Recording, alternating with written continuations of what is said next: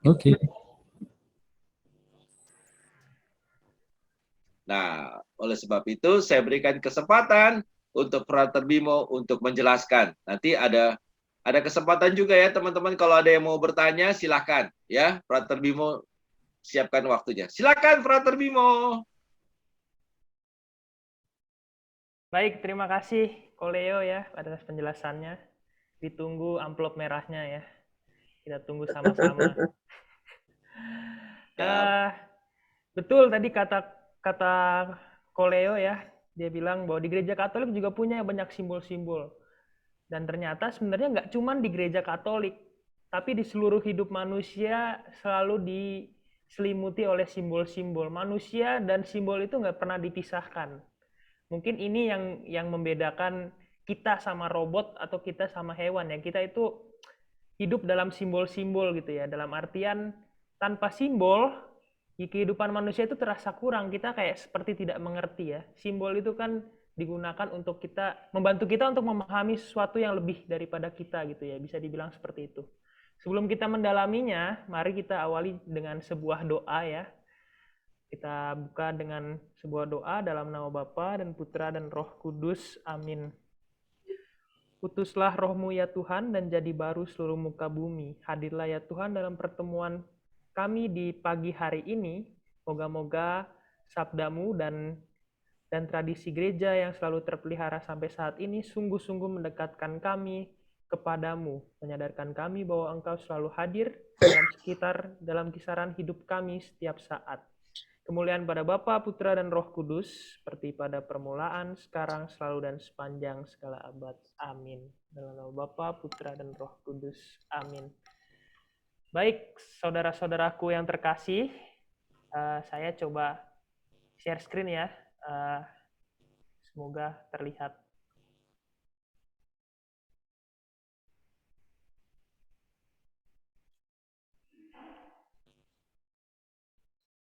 Manusia dan simbol. Terlihat ya? Lihat. Oke. Ya, jadi manusia dan simbol seperti saya bilang tadi ya di awal. Memang hidup manusia tidak bisa dipisahkan dari simbol. Emang simbol itu apa sih, Frater gitu ya? Pertanyaannya emang simbol itu apa gitu ya? Simbol itu tujuannya satu ya. Sebenarnya tujuannya ingin merepresentasikan sesuatu gitu ya. Jadi saya jadi salah ngomong ya. Ingin menjelaskan sesuatu ya. Jadi kita melihat simbol itu kita langsung mengerti maknanya gitu ya. Mengantar manusia kepada suatu makna gitu ya. Tidak melulu simbol itu seperti dalam hal-hal agama ya. Kita bisa melihat dalam sekitar kehidupan kita ya. Misalkan kita kalau ke tempat umum gitu ada toilet kan, ada simbolnya ya, ada simbol laki-laki, ada simbol perempuan gitu kan. Itu kan jelas ya. Kan biasanya nggak cuma ditulis pria dan wanita, tapi biasanya digambarkan ada simbolnya ya. Ada gambar orangnya, terus ada yang satu pakai rok, yang satu enggak. Berarti yang pakai rok itu kan itu yang wanita ya. Kalau yang enggak itu berarti yang pria. Nanti jadi jelas gitu ya, kita harus masuknya yang mana ya. Sebagai laki-laki harusnya masuknya yang tentu yang tidak pakai rok ya. Karena kan memang biasanya memang laki-laki tidak pakai rok gitu kan. Jadi masuknya ke WC yang pria ya. Itu salah satu contohnya ya, di sekitar kehidupan kita banyak seperti itu. Misalkan lampu merah ya, lampu merah juga sebuah simbol gitu kan. Kalau merah berarti kita harus berhenti gitu kan. Kalau kuning berarti harus kita siap-siap hati-hati. Kalau hijau itu, kalau hijau itu kita harus jalan gitu ya, harus jalan ya, bisa jalan gitu kan. Nah ini kan simbol ya, simbol itu ada maknanya, biasanya maknanya itu berguna untuk kehidupan manusia. Coba kalau simbol-simbol itu yang kita maknai secara tidak sesuai ya, contoh tadi lampu merah tadi ya, kita malah hijau itu kita jalan ya, hijau jalan bener ya, merah itu kita jalan ya, hijau kita berhenti, itu kan pasti kan akan terjadi kekacauan ya. Begitulah simbol-simbol itu juga menuntun kita untuk sesuatu yang lebih ya, mengatur kepada keteraturan, ujung-ujungnya juga berguna sebagai sarana untuk pada keselamatan manusia ya, kalau dari lampu merah tadi gitu ya. Maka saya mau mengawalinya dengan bacaan dari 1 Yohanes 1 Yohanes 1 ayat 1 sampai 4 akan saya bacakan. Ini yang tampil di slide itu intinya ya. Saya akan membacakan penuh perikopnya. Judulnya Kesaksian Rasul tentang Firman yang Hidup gitu ya. Apa yang telah ada sejak semula, yang telah kami dengar, yang telah kami lihat dengan mata kami, yang telah kami saksikan, dan yang telah kami raba dengan tangan kami tentang firman hidup, itulah yang kami tuliskan kepada kamu. Hidup itu telah dinyatakan dan kami telah melihatnya. Dan sekarang kami bersaksi dan memberitakan kepada kamu tentang hidup kekal yang ada bersama-sama dengan Bapa dan yang telah dinyatakan kepada kami. Apa yang telah kami lihat dan yang telah kami dengar itu kami beritakan kepada kamu juga, supaya kamu pun beroleh persekutuan dengan kami. Dan persekutuan kami adalah persekutuan dengan Bapa dan dengan anaknya Yesus Kristus. Dan semuanya ini kami tuliskan kepada kamu, supaya sukacita kami menjadi sempurna. Gitu. Nah ini bacaannya.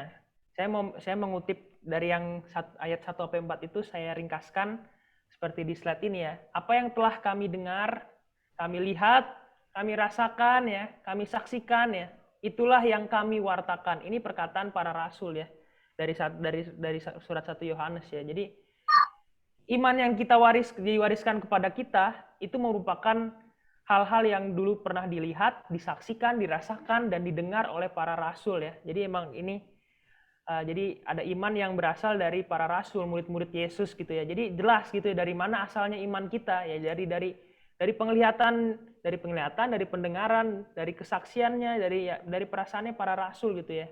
Saat mendengarkan, saat melihat, saat merasakan Yesus sendiri. Maka ini jelas iman kita dari sana. Nah, sekarang pertanyaannya, memang kalau itu kan peristiwa yang sudah ribuan tahun yang lalu gitu ya. Peristiwa Yesus kan udah hampir lebih dari 2000 tahun yang lalu. Pertanyaannya adalah, lalu bagaimana caranya sampai saat ini peristiwa Yesus itu, tradisi-tradisi gereja yang diwariskan para rasul tetap bisa eksis sampai sekarang? Apa yang digunakan gereja gitu kan? Pertanyaan kan seperti itu ya.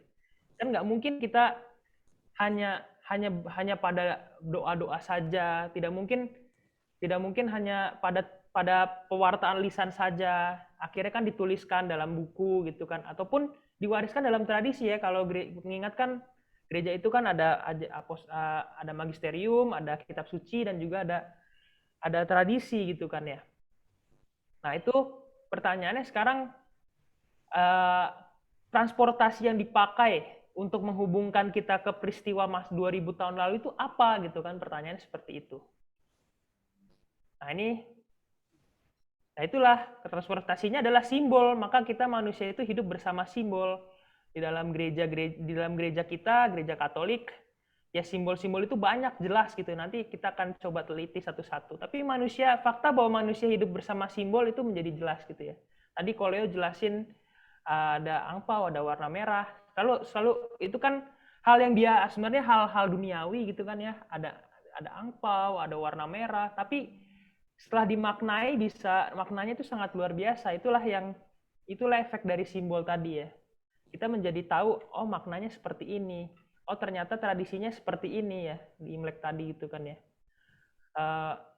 Oh ternyata dengan membagi angpau itu kita berbagi kasih juga. Kita juga memohon agar kita diberikan kelancaran dengan berbagi gitu kan ya. Angpau kan begitu ya. Kita memberikan kepada yang jomblo-jomblo itu ya. Untung saya jomblo ya, sampai nanti kalau jadi Romo juga tetap jomblo, jadi harusnya dapat angpau terus saya tuh. Ya itu, maka simbol itu tadi kan ya, angpau simbol. Terus ada barongsai, menyimbolkan tadi kan katanya lampion dan barongsai melawan roh-roh jahat gitu kan. Wah itu kan padahal kan boneka, padahal kan cuma sebuah lampion gitu kan. Kalau kita pandang dari satu sisi itu ya cuma itu aja gitu ya. Tetapi ada hal lain yang coba dimaknai ya, yang profan, yang duniawi itu dimaknai dengan hal lain gitu ya. Ternyata barongsai dan lampion itu melambangkan mengusir roh-roh jahat gitu kan ya. Ada naganya gitu ya, roh-roh jahat takut ya. Kadang-kadang kita juga pertama kali lihat barongsai juga takut ya. Itu ya, loncat-loncat gitu kan. Nah, itu ada selalu melambangkan sesuatu simbol itu ya. Itu kan di dalam Imlek ya. Banyak simbol di sekitar kita gitu kan, pasti banyak. Dan setiap agama pasti memakai simbol, tidak mungkin tidak. Contoh tetangga kita Muslim misalkan ada simbolnya pasti kan, mereka menggunakan pakai apa ya, kalau di masjid itu kan ada kubahnya, lalu ada bulan dan bintangnya di atas, itu kan juga simbol-simbol, pasti ada maknanya di situ. Atau kalau teman-teman yang ke Kristen Protestan gitu ya, itu kan juga pasti di dalam gereja ada mimbar gitu ya, itu kan menjadi yang utama kan. Nah, mimbar itu kan melambangkan ini sabdanya itu di sini nih pusatnya gitu kan. Itu kan kalau di gereja Protestan ya, di Lutheran ataupun di gereja Calvinis, biasanya kan itu kan sabdanya itu kan yang menjadi pusat gitu ya. Maka mimbar itu biasanya yang besar gitu ya. Kalau saya lihat di YouTube tuh kadang-kadang saya melihatnya ya mimbarnya itu besar gitu kan.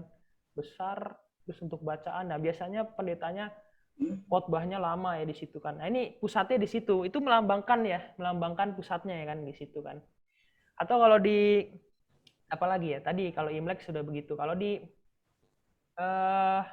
ya tadi keseharian kita juga sudah atau ya kalau dalam gereja Katolik banyak simbol-simbol itu ya, ada macam-macam. Nah, saya ingin mencoba kita masuk ke dalam simbol-simbol dalam gereja Katolik. Tetapi secara khusus saya mau masuk ke dalam hal yang sudah biasa kita lakukan, yaitu dalam perayaan Ekaristi gitu ya. Dalam simbol-simbol kalau kita merayakan misa atau perayaan Ekaristi. Meskipun tantangannya adalah sekarang kita online itu ya, jadi kita tidak bisa merasakan secara real simbol-simbol yang ada itu ya. Hanya sekarang kan virtual semua gitu ya. Tapi marilah kita kulik satu-satu ya, simbol dan maknanya gitu kan. Jadi ada simbolnya, tetapi maknanya apa? Jangan-jangan kita sekarang selama ini cuma tahu, oh ada air, oh ada salib, oh ada hostia, ada anggur, ada warna liturgi, tapi kita tidak tahu maknanya apa ya, apa yang mau dilambangkan dari simbol-simbol itu. Nilik simbol dalam perayaan Ekaristi ya.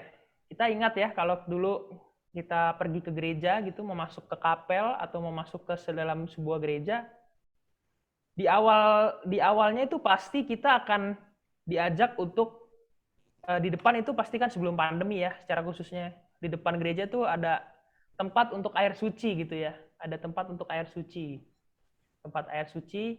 Lalu kita pas mau masuk gereja pasti kita selalu diajarkan untuk mengambil air suci gitu ya, dipakai tangan gitu.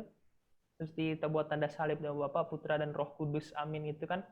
Selalu seperti itu kan diajarkannya. Ini menyimbolkan apa sebenarnya? Air itu melambangkan apa? Air suci itu ya. Jadi para saudaraku yang terkasih, saat kita mau masuk ke gereja ada air suci di depan sana dan kita membuat tanda salib. Air itu mau melambangkan, mengingatkan kita kembali akan pembaptisan kita. Sadar atau tidak sadar kita dibaptis. Dalam artian kita mungkin kita dibaptisnya mungkin dulu pada saat bayi, belum kita sadar betul gitu kan ya. Atau mungkin kita baptisnya sudah dewasa gitu ya. Bisa jadi seperti itu, tapi air suci itu melambangkan itu ya, mengingatkan kita akan pembaptisan kita ya. Di saat makanya taruhnya di depan gereja gitu kan. Sama kan, makna baptis itu kan untuk memasukkan kita ke dalam komunitas gereja. Jadi kita saat mau masuk gereja membuat tanda salib. Ya, memulai itu kan mengingatkan akan pembaptisan kita, juga kita habis itu kita masuk ke dalam gereja, itu kan berarti kan melambangkan ya aku nih ada anak-anak Allah yang ada di dalam gereja ini. Nah, itu. Nah, sekarang pertanyaannya kenapa pakai air gitu kan ya? Kenapa air? Emang air tuh apa spesialnya air ya? Kenapa simbolnya air gitu kan pertanyaan. Kenapa baptis itu simbolnya air? Saudara-saudaraku yang terkasih,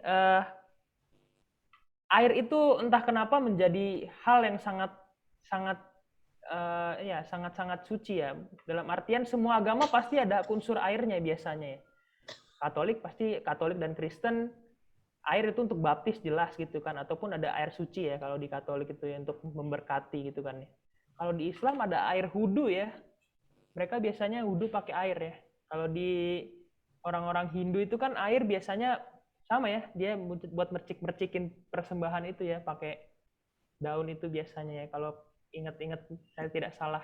Nah itu air pasti melambangkan sesuatu ya, dia selalu melambangkan untuk membersihkan gitu ya. Maka kita mandi itu pakai air ya, bukan pakai pasir gitu kan mandi. Biasanya kita mandi pakai air ya, karena air pada dasarnya dari awal selalu berguna untuk membersihkan diri, untuk kita membersihkan diri. Nah ini guna ini dipakai oleh agama-agama, secara khusus juga agama Katolik, melambangkan kita untuk menyucikan diri ya.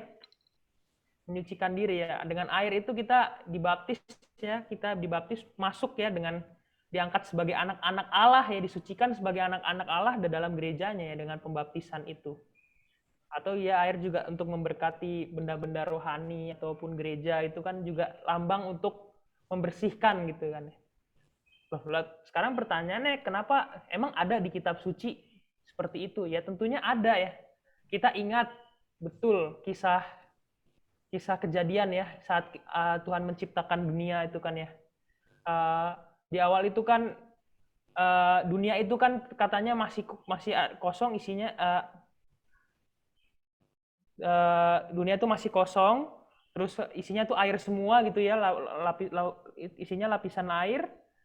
Lalu di atas air itu ternyata ada roh yang melayang-layang gitu ya. Bisa dibaca nanti di Kejadian 1 ya. Roh Allah melayang-layang di atas air gitu kan. Nah, ini maka tanda bahwa bahwa air itu juga menjadi tempat bernaungnya Roh Kudus. Maka dipakailah untuk pembaptisan, untuk menyucikan, untuk membersihkan. Jadi itu kenapa air? Karena air melambangkan kita untuk membersihkan diri, menyucikan ya, memasukkan kita ke dalam gereja, juga dipakai untuk lambang Roh Kudus ya, kalau kita berkaca dari Kejadian bab 1 itu. Nah ini air gitu kan ya, kita masuk ke dalam gereja buat tanda salib itu kan, melambangkan baptis gitu kan. Ini kan kita mau mulai perayaan Ekaristi, kita diingatkan lagi, lu udah dibaptis gitu ya, sekarang lu punya hak untuk ikut dalam perayaan Ekaristi dan menerima tubuh Kristus, bisa dibilang seperti itu ya. Jadi disucikan lagi, diingatkan lagi akan pembaptisan, ingatkan lagi akan janji baptisnya untuk menolak yang jahat ya kan, untuk taat pada gereja, menolak setan, itu kan gitu kan, kita kalau mau dibaptis itu kan ditanya-tanya seperti itu. Ingat juga malam Paskah kan juga seperti itu ya, pembaharuan janji baptis. Lalu yang kedua, biasa kita melakukan apa saat kita baru pertama masuk ke dalam gereja ya kan? Kita masuk gitu kan ke dalam kapel atau dalam gereja, kita cari tempat duduk dulu ya biasanya kan, cari tempat duduk kiri kanan ya. Atau kadang-kadang kalau kita di luar saat masih masa-masa normal itu, kita cari tempat duduk yang paling nyaman ya. Biasanya orang-orang yang ke gereja Katolik itu kan, ke gereja kan carinya yang kena AC ya, yang nggak panas gitu kan ya. Carinya wah nggak panas, yang dapat AC itu kan, biasanya mikirnya begitu tuh. Masuk ke dalam gereja, wah nih cari tempat yang adem gitu ya, nggak kena matahari gitu kan. Cari tempat yang adem, terus mungkin sebenarnya di depan kosong tapi nggak mau di depan biasanya kalau orang Katolik itu ya, kalau masuk mau milih tempat duduk ya, di depan kosong tapi nggak mau di depan, mau carinya ke belakang. Biasanya kan yang di dalamnya yang belakang duluan tuh ya, kalau gereja kita inget-inget ya. Ya nggak tahu, mungkin malu kali sama pasturnya atau gimana. Ya kan ya, begitu. Terus tapi kita setelah sampai ke tempat duduk itu, sebelum memasuki tempat duduk yang panjang itu, ataupun pasti kita suka, entah kenapa diajari selalu ya, entah mungkin di dalam katekese atau sama orang tua kita, diajari untuk berlutut gitu kan ya, berlutut menghormati altar gitu kan ya, berlutut satu kaki ataupun membungkukkan kepala begini, atau kita hormat kayak orang Jepang gitu ya. Kita mau menghormati altar gitu kan ya. Nah itu biasanya seperti itu. Walaupun biasanya dalam tanda kutip ada orang yang menghormati altar, ada yang menghormati tabernakel, tapi itu sama ya, bisa dibilang sama lah. Intinya menghormati panti imam atau menghormati Yesus. Tapi saya di sini ambilnya menghormati altar. Kenapa altar ya? Karena kan kita mau perayaan Ekaristi, jadi altar itu yang sentralnya. Kalau tadi saya bilang, kalau mungkin di gereja Protestan gitu, yang sentral itu adalah mimbarnya. Tetapi kalau di gereja Katolik tidak cuma mimbarnya, tetapi juga altarnya yang menjadi sentral. Bahkan yang menjadi pusat itu altarnya. Kenapa altar ya? Kenapa meja itu ya yang menjadi pusatnya? Ya pertama karena dia di tengah gereja kan ya. Altar itu kan selalu di tengah atau bentuknya agak sedikit lebih tinggi supaya semua orang bisa lihat altar gitu kan. Nah itu kenapa seperti itu? Karena disitulah terjadi meja kurban gitu ya, bisa dibilang seperti itu ya. Meja kurban di mana diubahnya tubuh hosti dan anggur diubah menjadi tubuh dan darah Kristus. Maka di situ tuh terjadinya.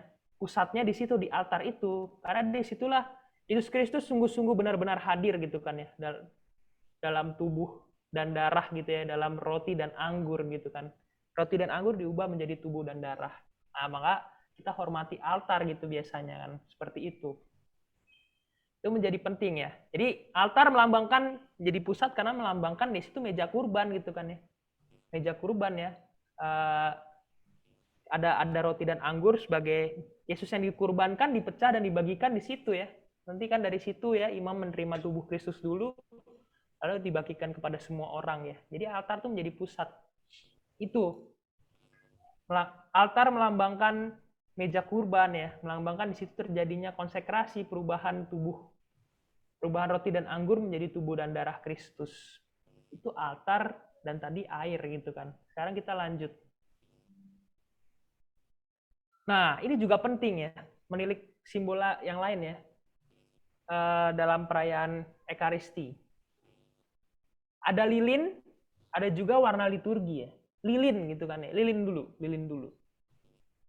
Lilin ya, kalau masuk gereja ini di depan altar gereja di lapas Cipinang aja sudah ada lilin gitu ya, di atas altarnya gitu ya, ada altar ada lilin gitu kan. Ya tadi altarnya pusatnya ada lilinnya juga ya. Nah ini lilin itu sebenarnya apa, melambangkan apa gitu ya, kita doa pakai lilin. Tapi kalau kita telik lagi sebenarnya lilin itu sangat itu ya, sangat biasa dan simbol-simbol yang biasa dipakai oleh agama-agama lain ya. Ya kalau di yang merayakan Imlek juga biasanya pakai lilin nggak sih, atau hijau ya pakainya ya. Ya itulah, ada bakar-bakarnya juga lah. Pakai lilin juga gitu kan. Nah, itu lilin itu mau melambangkan apa ya? Kita ingat lagi ya. Kita ingat lagi pengalaman kita dalam perayaan Malam Paskah. Itu lilin paling besar dalam gereja Katolik biasanya di situ ya. Lilin Malam Paskah ya di dalam gereja itu kan lilin yang paling besar gitu kan. Kita ingat kalau Malam Paskah gitu kan, setelah kita merayakan Kamis Putih dan Jumat Agung, kematian Tuhan, kita mau merayakan kebangkitan, pertama-tama yang upacara yang paling pertama adalah upacara cahaya gitu kan ya. Kita di mana Romo memberkati cahaya, memberkati api, lalu api itu dinyalakan ya di lilin Paskah yang besar itu, lalu nanti akan dibagikan kepada lilin umat gitu ke seluruh gereja gitu. Jadi gereja menyala dengan terang lilin itu. Maka lilin itu mau melambangkan apa ya? Kalau kita ingat-ingat lagi di perayaan Malam Paskah itu, lilin itu akan dihormati betul. Jadi bagaimana para umat yang hadir di situ, mereka akan berlutut menghormati lilin itu setelah pastor atau romonya nyanyi biasanya ya, sambil nyanyi dia bilang Kristus cahaya dunia. Lalu ntar semua orang berlutut syukur kepada Allah gitu kan ya biasanya dalam perayaan Malam Paskah. Maka itu mau melambangkan kehadiran Kristus ya, cahaya. Kristus dilambangkan sebagai cahaya, sebagai api lilin itu ya. Lilin itu kan menerang terang ya. Kristus itu mau dilambangkan sebagai terang. Karena kalau dalam misteri Paskah sendiri kan masuk ke dalam masa penantian ya, masuk ke dalam api penyucian lah, kita bilang seperti itu. Jadi gelap kan ya, saat Yesus mau meninggal itu kan semua gelap ya. Ada kegelapan, jam 3 sore ada kegelap di mana-mana, ada gempa bumi dan segala macam. Jadi ketika Kristus tidak ada, kita gelap, mau melambangkan seperti itu ya, gelap sekali. Tetapi di awal perayaan Malam Paskah, ketika kita memulai dengan upacara cahaya itu, pelan-pelan kita sadar bahwa Kristus itu bangkit, terang itu kembali gitu kan ya. Terang itu kembali dengan cahaya lilin itu. Maka kita bilang itu Kristus cahaya dunia. Pelan-pelan terang itu bangkit ya. Dari dia bangkit gitu kan, terlihat, lalu sampai akhirnya terang itu sampai kepada seluruh gereja gitu kan. Semua lilin nyala. Lalu kita melanjutkan perayaan dengan pujian Meriah Paskah. Baru nanti pelan-pelan lampu gereja akan nyala ya, pelan-pelan ya, sedikit-sedikit gitu kan. Jadi jelas gitu. Maka itu melambangkan Kristus yang hadir sebagai cahaya ya, Kristus terang dunia gitu kan. Ketika Yesus itu mati, pada peristiwa salib dia mati, dunia gelap. Tapi dengan kebangkitannya dunia menjadi terang lagi ya, karena maut dikalahkan gitu kan. Dosa manusia diampuni, kita menjadi terang kembali ya. Nah, itu cahaya lilin mau melambangkan itu ya, terang Kristus itu ya. Jadi kan gitu ya, lilin itu kan menyala ya, apinya menyala dan selalu bisa dibagikan kepada siapa saja gitu kan. Maka lilin itu mau melambangkan itu, terang Kristus itu ya. Biasanya dia ada di depan altar itu, di depan meja kurban. Atau kalau kita tahu ada tabernakel juga biasanya dikasih cahaya ya, atau dikasih lilin di depannya. Kalau ada Yesus di dalamnya, itu kan mau melambangkan ada Yesus di situ ya. Yesus hadir di situ ya. Ada cahaya itu mau melambangkan ada sesuatu di sini, ada kehadiran Kristus di sini. Itu cahaya lilin. Itu lilin. Lalu tidak kalah pentingnya, kalau tadi Leo cerita tentang warna merah dan warna emas gitu kan ya. Di Imlek itu ada simbolnya, warnanya merah biasanya, banyak yang merah-merah. Bahkan amplopnya aja merah, lalu ada warna kuning-kuning ya. Kuning emas gitu ya, mau melambangkan semoga kita sukses gitulah, intinya seperti itu ya tadi. Merah keberanian, terus lalu kuning emas itu mau memohon kesuksesan ya, memohon semoga diberikan rahmat kesuksesan gitu ya, bisa dibilang seperti itu. Nah, gereja Katolik juga syarat dengan warna, tidak bisa dipisahkan dari itu. Warna liturgi pasti ada. Maka kalau kita lihat di gambar ini kan, ini bajunya Romo ya sebenarnya, paling kelihatan itu ya. Ada warna merah, ada warna putih, biasanya putih atau kuning gitu kan, ada warna hijau, terus ada warna ungu. Nah itu ya, ada warna ungu lah, ini dua-duanya ini kayaknya ungu nih. Nah itu ada maknanya setiap warna itu ternyata. Maknanya apa? Kita lihat di slide selanjutnya. Mungkin tidak terlalu jelas, saya akan bacakan saja. Warna-warna dalam liturgi. Warna-warna liturgi dan maknanya itu ya. Kalau warna merah kan tadi kan kalau di Imlek itu kan melambangkan keberanian tadi kata Koleo ya.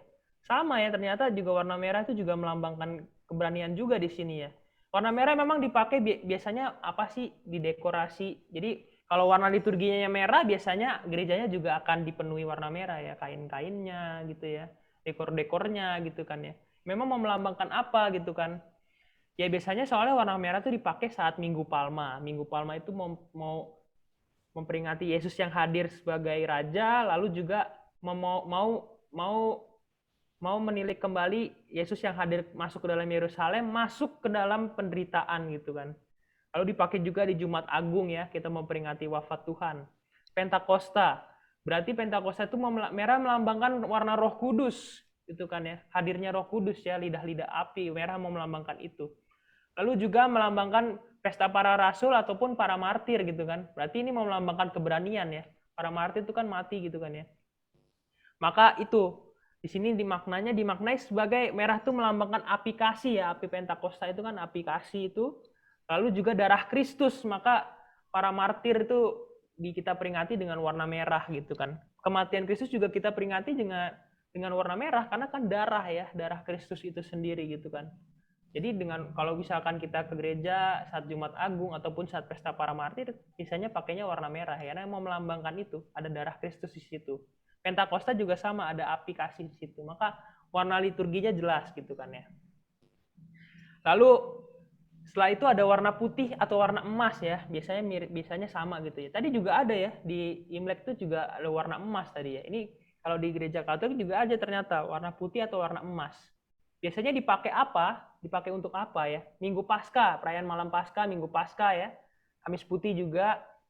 Lalu pesta Yesus gitu ya. Pesta Yesus misalkan kayak kemarin tanggal 2 Februari, pesta Yesus dipersembahkan di Kenisah gitu kan ya. Lalu Maria dan para kudus gitu kan, lambang sukacita gitu kan ya. Para kudus yang bukan martir. Kan para kudus itu kan ada yang martir yang mati demi iman, ada juga yang menjadi kudus karena karya-karyanya gitu kan, karena tulisan-tulisannya ataupun karena karya sosialnya ataupun juga karena cara hidupnya ataupun karena mujizat-mujizatnya, itu bisa jadi seperti itu diangkat sebagai para kudus. Nah, ini mau melambangkan apa? Warna emas dan warna putih itu mau melambangkan dengan kemuliaan ya, kemuliaan gitu kan, kemurnian, sukacita gitu kan. Kita kalau pakai warna putih itu biasanya warna putih atau warna emas melambangkan kegembiraan, sukacita gitu. Kita mau peringati itu, mau melambangkan itu ya. Warna putih, warna emas. Biasanya sukacita, kemuliaan, kemurnian. Maka kebangkitan Tuhan dirayakan dengan warna putih atau warna emas. Lalu ada warna hijau ya.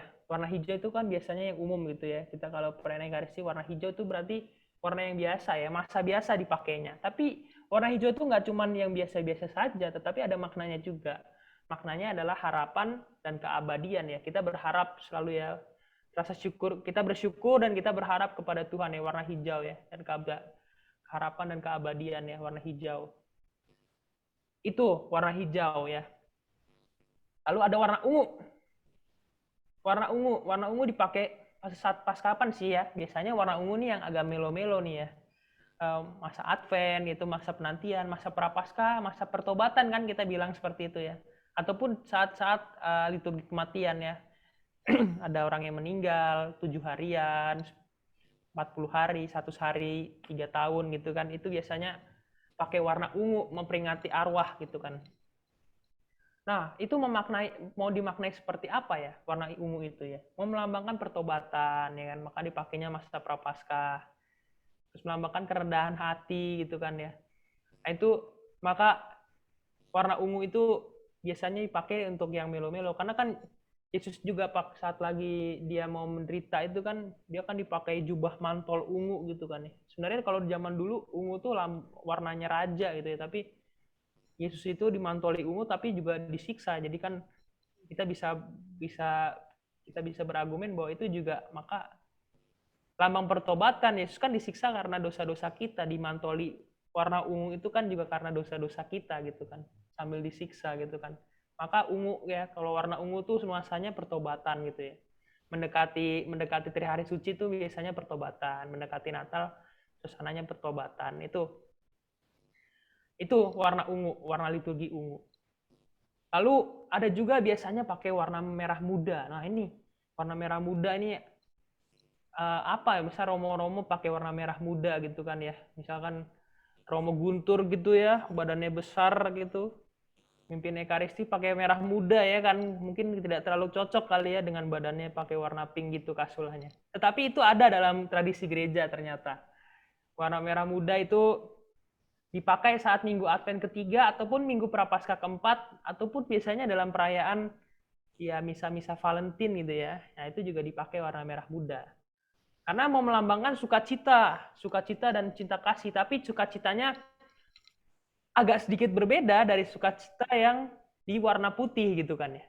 Kalau minggu Advent ketiga ataupun minggu Prapaskah keempat, sukacitanya mau melambangkan bahwa sebentar lagi kalau minggu Advent ketiga Natal sebentar lagi nih. Minggu Prapaskah keempat, Paskah sebentar lagi nih.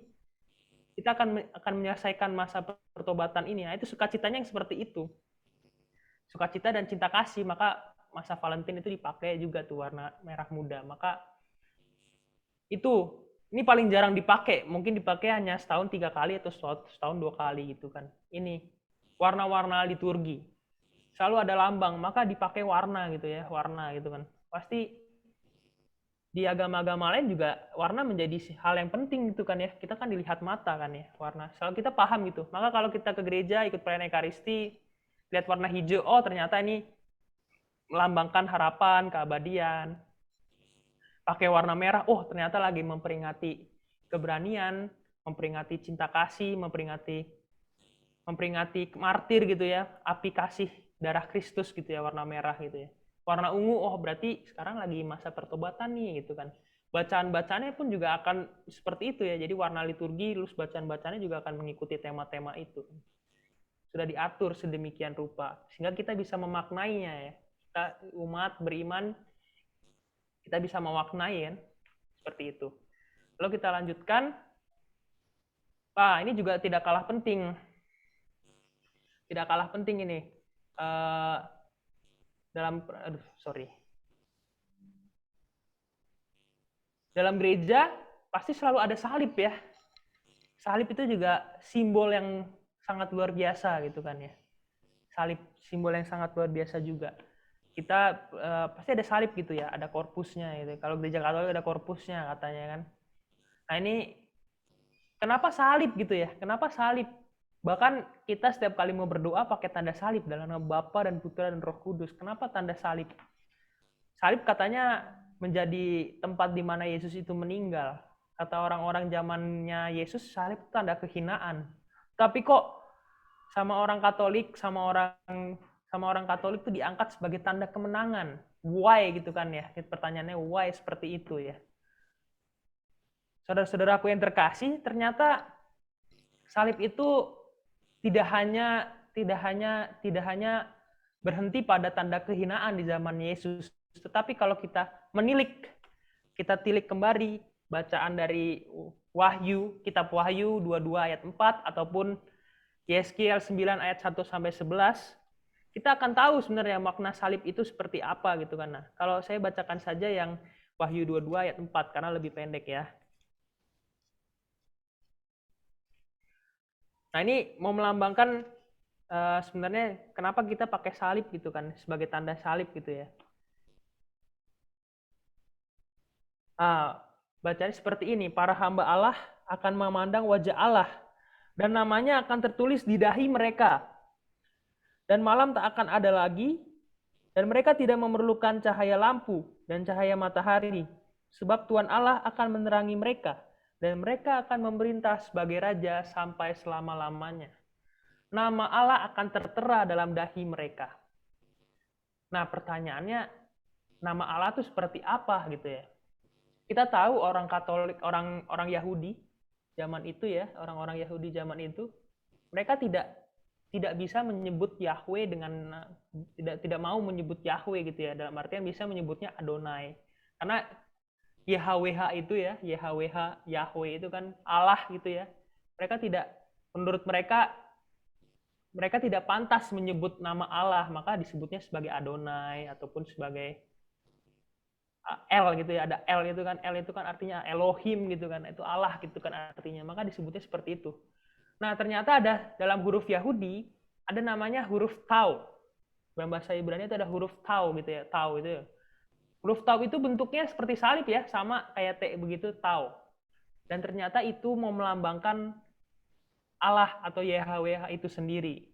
Tanda Tau itu ya. Jadi tanda salib kita ini tidak melulu berasal dari tradisi Katolik, tetapi kalau kita tarik kembali ya dari mana asalnya, ternyata ada di Wahyu 22 ayat 4 dan juga Yeskiel 9 ayat 1 sampai 11. Yeskiel berarti ada di Perjanjian Lama. Nanti bisa dibaca sendiri kisahnya Yeskiel 9 ayat 1 sampai 11. Itu dikisahkan bagaimana Allah itu menyuruh malaikatnya untuk memusnahkan musuh-musuh Israel. Tapi orang-orang Israel diminta untuk memakai tanda Allah. Tandanya apa ya? Tadi tanda Tau. Huruf Tau itu ya. Jadi salib itu melambangkan huruf Tau tadi, melambangkan Allah ternyata. Jadi tidak hanya tentang kehinaan, tentang lambang kehinaan ya, kematian dan segala macam, tapi salib itu juga lambang kehadiran Allah, nama Allah di situ ya, Tau, salib. Maka jelas kita maka menjadi masuk akal bahwa salib itu melambangkan tanda kemenangan kita, karena disitulah Allah gitu ya, Allah hadir gitu ya, dalam nama Bapa dan Putra dan Roh Kudus ya. Kita tanda salib itu kita ada tahu. Selain itu juga salib kan bentuknya itu kan kayak mata angin gitu kan ya. Utara, selatan ya, barat dan timur gitu kan ya. Jadi mau melambangkan yang atas dan bawah gitu ya, yang surga dan bumi, kiri dan kanan ya. Kiri dan kanan sesama gitu ya. Hubungan kita, iman kita harus dalam nama Bapa dan Putra, dalam artian surga dan bumi gitu ya hubungannya, terus juga sesama kita gitu kan ya. Nah, ini lambang dari makna dari salib itu. Maka salib ini menjadi luar biasa itu kan ya. Lalu pertanyaannya akan berkembang, kenapa kita pakai patung-patung di situ ya? Salib ini kan ada kayak patungnya gitu ya, ada korpusnya dianggap sebagai patung. Nih orang Katolik menyembah berhala atau gimana sih gitu kan, pertanyaannya bisa ke sana. Ataupun juga di gereja juga banyak patung-patung ya untuk melambangkan simbol-simbol itu ya, kehadiran itu.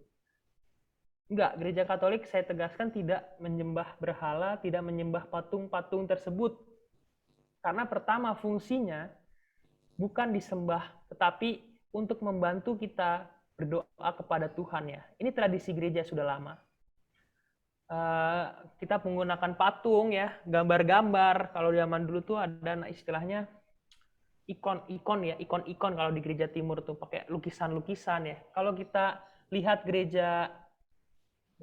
Basilika Santo Petrus di Roma sana itu kan ada lukisan di atasnya gitu ya, lukisan malaikat ya dibuat oleh Michelangelo itu. Nah itu mau melambangkan apa? Bukan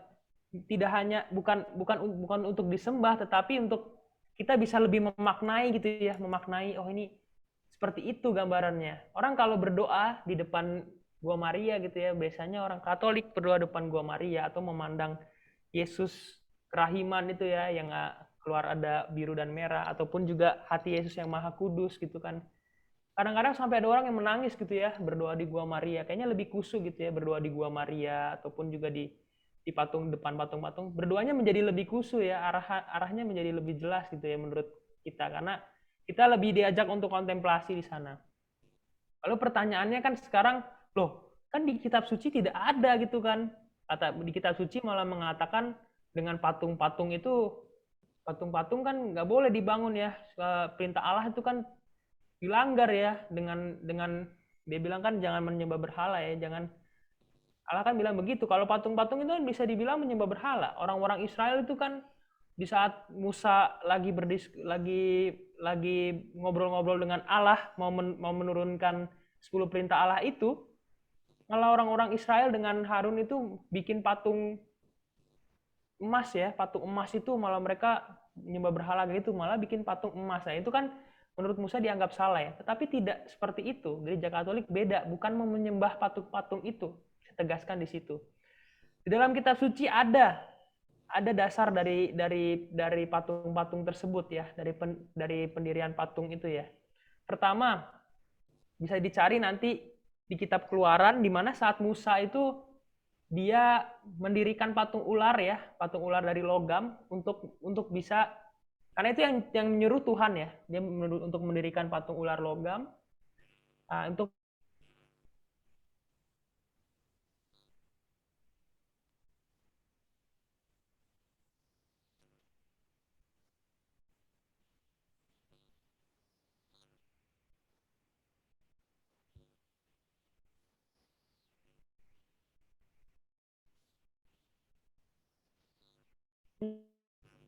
dan kita menggambarkan bahwa Yesus itu sebagai manusia yang sama seperti kita, Bunda Maria juga seperti itu. Kita ingat betul di kisah Kejadian ya, di Kejadian bab 1 itu kan Allah menciptakan manusia seturut gambar dan rupanya. Jadi manusia itu adalah gambar dan rupa Allah. Nah, ini menjadi salah satu alasan bahwa ternyata ya kita tidak menjadi dasar ya kenapa patung-patung itu di gereja Katolik tidak dilarang. Karena ternyata Allah sendiri pun juga menciptakan manusia seturut dengan gambar dan rupanya. Jadi kita menggambar patung-patung itu ya, ada wajah Yesus di sana, ada Bunda Maria segala macam. Ya itu memang gambaran Allah yang ditentukan, karena kan manusia sendiri adalah gambar dan rupa Allah. Maka tidak hanya berhenti di patung-patung saja. Berarti memuliakan kehidupan sesama ya, kita akan mengasihi sesama juga menjadi penting, karena kan kita sama gambar dan rupa Allah, kita diciptakan dengan turut dengan gambar dan rupa Allah itu. Jadi simbol salib menjadi jelas tadi ya, tanda keselamatan, tanda kemenangan. Nah, di situ ada hadir menjadi jelas. Dan kenapa kita pakai patung-patung itu ya, simbol-simbol patung itu ya, itu membantu kita untuk terarah kepada Allah. Karena Allah sendiri menggambarkan dirinya manusia sendiri berasal serupa dan segambar dengan Allah, kan begitu kan menurut kitab suci menjadi jelas. Kita lanjut. Nah, ini juga simbol loh. Imam. Imam juga simbol. Loh, kok simbol kan? Kan katanya simbol itu kan kayak mungkin tanda-tanda kiri kanan segala macam. Tapi imam dalam perayaan Ekaristi menjadi simbol. Tidak bisa dipungkiri imam dalam perayaan Ekaristi menjadi simbol. Kenapa imam bisa menjadi simbol? Karena pertama-tama imam itu di saat perayaan Ekaristi mungkin kita melihat imamnya, tetapi secara tidak langsung Kristuslah yang hadir dalam diri imam tersebut. Kita memaknai seperti itu. In persona Christi, melambangkan Yesus yang hadir. Di saat imam memecahkan roti, yang memecahkan roti itu adalah Yesus sendiri, seperti di saat perjamuan makan terakhir ya. Yesus membagikan roti, memecahkan roti itu kan, mengucap syukur dan memecahkan roti itu ya, membagi-bagikannya kepada para muridnya. Itu Yesus, perlakuan Yesus sendiri. Maka di saat itu terjadi, sebenarnya Yesus sendirilah yang memotek imam itu. Yang memotek tubuh dan darahnya sendiri itu yang membagi-bagikannya. Karena Yesus sendiri mau diingat dengan cara seperti itu. Jadi imam itu adalah simbol dari kehadiran Yesus Kristus sendiri ya dalam saat perayaan Ekaristi itu ya. Maka berat mungkin ya menjadi imam ya. Semoga maka didoakanlah ya saya, saudara-saudaraku semua, doakanlah saya supaya bisa tetap setia ya menjadi imam. Kalau dimaknai betul-betul rasanya berat juga ya ternyata menjadi saat perayaan Ekaristi sendiri tubuhku ini dipakai oleh Tuhan gitu ya. Saat memecahkan roti gitu kan, saat perayaan Ekaristi, tubuhku dipakai Tuhan gitu ya. Nah ini yang imam juga lambang ya, in persona Christi bahasanya, melambangkan Yesus yang hadir gitu. Lalu dalam perayaan Ekaristi kita tidak boleh lupa juga, ini yang paling penting. Simbol yang paling penting adalah roti dan anggur. Tanpa roti dan anggur dan tanpa imam, perayaan Ekaristi tidak akan pernah bisa dilaksanakan. Itu menjadi penting ya. Tanpa imam dan tanpa roti dan anggur tidak ada perayaan Ekaristi. Imam sebagai in persona Christi tadi ya, melambangkan kehadiran Yesus. Roti dan anggur ini sebagai materinya ya, sebagai simbol melambangkan tubuh dan darah Kristus. Sekarang pertanyaannya kenapa roti dan kenapa anggur? Jawabannya sebenarnya jelas. Karena itu yang dipakai oleh Yesus. Kadang-kadang orang berdebat, ini kan roti dan hosti dan anggur ini kan punyanya ini ya, makanannya orang Yahudi di zaman itu ya. Jangan-jangan boleh dong kita sekali-sekali pakai singkong dan kopi punyanya orang Indonesia ya, atau nasi dan teh gitu ya. Itu Indonesia banget ya. Kita ganti saja itu ya. Ada orang yang kadang-kadang berteori seperti itu ya. Kita ganti aja dengan makanan pokok Indonesia kan. Seperti roti dan anggur kan makanan pokoknya orang luar gitu kan ya. Orang-orang Israel waktu itu kan. Kenapa sekarang di Indonesia kita tidak pakai makanan pokok yang kita punya itu, nasi dan teh gitu ya. Bisa seperti itu kan. Jawabannya tidak bisa. Kenapa tidak bisa? Karena Yesus sendiri yang memilih untuk diperingati seperti itu. Kita ingat benar-benar dalam doa syukur agung gitu kan ya. Yesus sendiri kan memecahkan roti, mengucap syukur, membagi-bagikannya kepada murid-muridnya kan. Dia berkata, terimalah dan makanlah, inilah tubuhku yang diserahkan bagimu dan bagi semua orang gitu kan, begitu kan. Terimalah dan minumlah, inilah darahku itu kan. Ya itu kan sambil mengangkat roti dan sambil mengangkat anggur kan, bukan mengangkat nasi, bukan mengangkat teh atau kopi itu kan, bukan mengangkat singkong ataupun bukan mengangkat teh gitu kan ya. Tidak seperti itu, maka tidak bisa diganti. Hosti dan anggur ini tidak bisa diganti dengan bahan-bahan pokok yang lain. Karena Yesus sendiri yang memilih menggunakan itu kan. Di akhir kan dia bilang, lakukanlah ini sebagai pengenangan akan daku. Dia mau dikenangkan dengan cara yang seperti itu. Dia mau dikenangkan dengan perjamuan makan seperti ini. Maka sampai sekarang adalah liturgi Ekaristi, ada perayaan dalam perayaan misa itu ya, perayaan Ekaristi. Dia mau dikenangkan dengan cara yang seperti itu. Ya, jadi Yesus sebenarnya mau dikenangkan dengan cara yang seperti itu. Sebenarnya kalau mau dibilang bisa juga kita bilang bahwa ya sebenarnya Yesus perayaan Ekaristi ya cukup dengan doa syukur agung saja. Sebenarnya cukup seperti itu. Bisa dibilang seperti itu ya, karena kan Yesus mau dikenangkan dengan cara seperti itu. Tapi pertanyaannya sekarang, apakah manusianya bisa memaknai jika perayaan Ekaristi itu hanya 10 menit saja atau 15 menit saja saat doa syukur agung saja? Tentu tidak. Kita ingat perjalanan dua murid yang ke Emmaus itu ya, setelah Yesus meninggal kan mereka ditampakkan oleh Yesus ya, di Emmaus ya, ada 2 orang. Dalam perjalanan ke Emmaus ada 2 orang berjalan gitu ya. Bahkan mereka pun saat itu tidak sadar betul kehadiran Yesus gitu. Padahal udah diajak ngobrol sama Yesus, diajak berdiskusi. Tapi mereka nggak sadar bahwa itu Yesus. Sekarang pertanyaannya kalau kita cuman perayaan Ekaristi doa syukur agung aja, memang kita bisa sadar betul kehadiran Yesus, kita bisa maknai secara sungguh. Maka perlulah dirayakan dengan ritus yang lengkap ya. Ada lagu pembukanya, ada doa pembukanya, ada pengakuan dosa, ada seruan tobatnya, ada bacaannya juga ya. Kenapa ada bacaan Injil juga ya? Ada bacaan, ada Injilnya. Karena kan dalam perayaan Ekaristi yang disentuh tuh tidak hanya rohani kita, tetapi pikiran kita juga disentuh dengan sabda gitu ya. Batin kita disentuh dengan batin dan fisik kita disentuh ya. Disentuh dengan sabda dan khotbah dan homili. Juga fisik kita juga disentuh dengan kehadiran Yesus secara sungguh dalam diri kita. Nah, sekarang pertanyaannya adalah, berat memang. Lalu gimana kalau perayaan Ekaristi online gitu kan ya? Ini kan selama ini yang kita lakukan ya, perayaan-perayaan online ini. Bapak, saudara-saudara yang terkasih, janganlah khawatir. Walau memang kita tidak bisa menerima tubuh Tuhan secara langsung, tetapi juga selalu kita percaya betul bahwa Yesus itu tetap hadir ya. Dia hadir dalam sabdanya, maka sering-seringlah baca kitab suci gitu. Sering-seringlah baca kitab suci karena dia hadir juga dalam sabdanya. Atau dia hadir dalam pertemuan bersama ya. Dalam kan dikatakan ada 2 atau 3 orang berkumpul, disitulah aku hadir gitu kan. Dia juga hadir di sini. Dalam pertemuan kita pada siang hari, saya yakin dia hadir. Nah itu, jangan khawatir.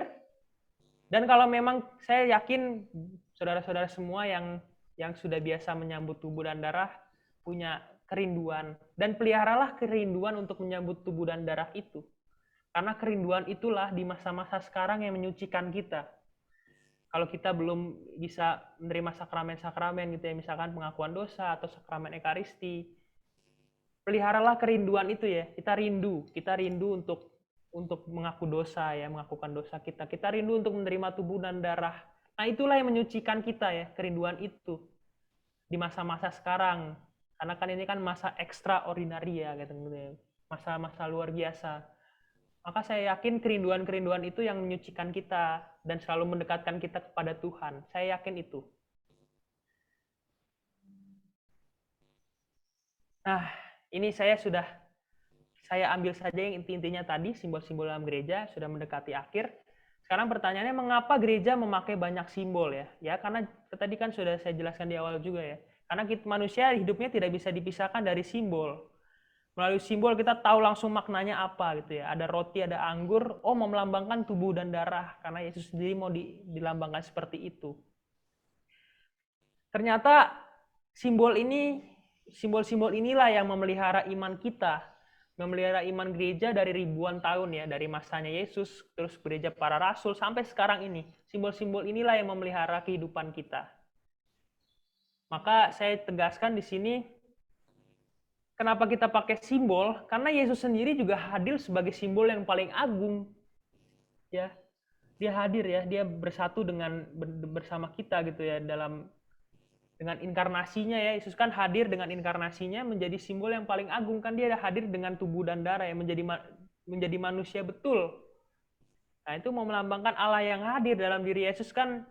Dia kan sebagai simbol, dia mau melambangkan Allah yang hadir, yang ikut campur tangan dengan kehidupan manusia, yang mau memanggul dan mau berkorban demi keselamatan manusia. Itulah kenapa kita juga punya simbol yang sangat banyak, karena Yesus Kristus sendiri, Allah sendiri memilih untuk hadir sebagai simbol yang paling agung, hadir sebagai manusia yang menyimbolkan campur tangannya gitu ya dalam diri Yesus itu sendiri.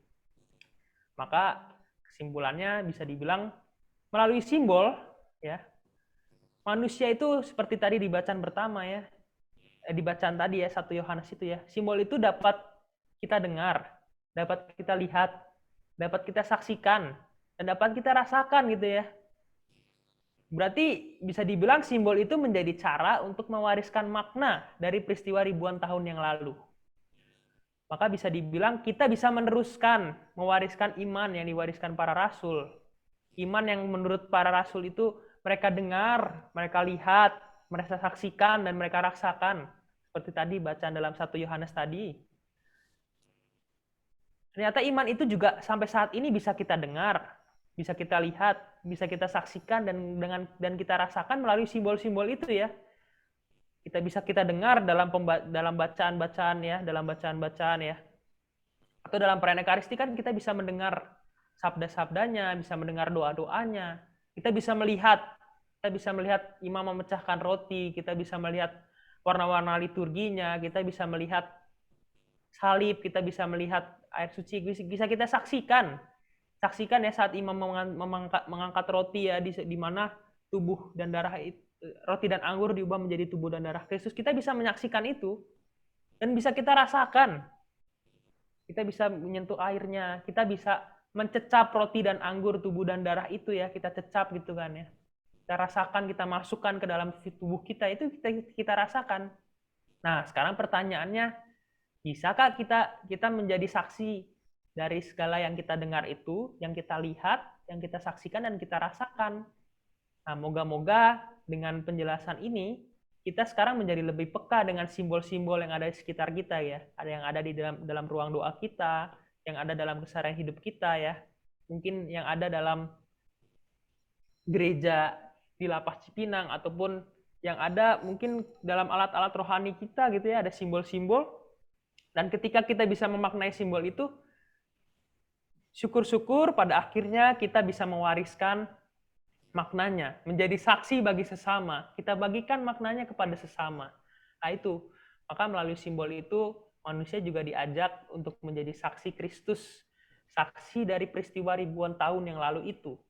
Kita wariskan sampai sekarang dan selama-lamanya. Kiranya itu yang bisa saya sampaikan, saudara-saudara sekalian. Terima kasih. Kalau ada pertanyaan, silakan. Saya kembalikan ke yang di Cipinang atau Koleo, silakan.